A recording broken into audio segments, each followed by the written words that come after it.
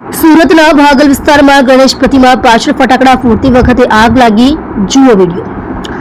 સુરતમાં ગણેશ પ્રતિમા પાછળ આગ લાગી હતી. ફટાકડા ફોડતી વખતે આગ લાગી. સદનસીબે ઘટનામાં કોઈ જાનહાનિ થઈ નથી.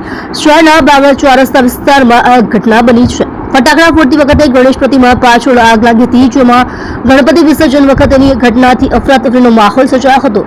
સુરત શહેરમાં ગણપતિની વિસર્જન યાત્રા શરૂ થઈ હતી.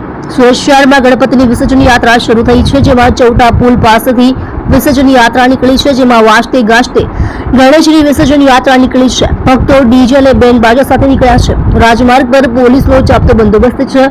તેમજ સુરતના રામજીવાડા ખાતે સાંસદ મુકેશ દલાલે વિસર્જનનો પ્રારંભ કરાવ્યો છે. સુરતમાં શ્રીજીની 80,000 જેટલી પ્રતિમાનું વિસર્જન થશે. એસએમસીએ માટેની મૂર્તિ માટે તમામ ઝોનમાં કૃત્રિમ ઓવારાનું નિર્માણ કર્યું છે. વિઘ્નહર્તા શ્રી ગણેશ તેમજ તાપી માતાની પૂજા કર્યા બાદ ગણેશ વિસર્જનનો પ્રારંભ કરાવ્યો છે. પબ્લિક ટ્રાન્સપોર્ટ બંધ રહેતા 6 લાખ મુસાફરોને અસર થશે. સાંજ સુધીમાં શહેરની તમામ મૂર્તિઓનું વિસર્જન થાય તેવી આશા મુકેશ દલાલે વ્યક્ત કરી છે. તેમજ રામજીવાડા ખાતે પ્રથમ ગણેશની પ્રતિમાનું વિસર્જન સાંસદ મુકેશ દલાલે કર્યું છે.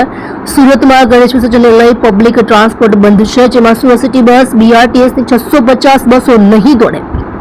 ગણેશ વિસર્જનને લઈ ટ્રાફિક ન થાય તે માટે નિર્ણય લેવાયો છે. પબ્લિક ટ્રાન્સપોર્ટ બંધ રહેતા 6 લાખ મુસાફરોને અસર થશે. તમે જોઈ રહ્યા છો લોકચક્ર ન્યૂઝ 24 ઇબ્રાહિમ શેખની સાથે.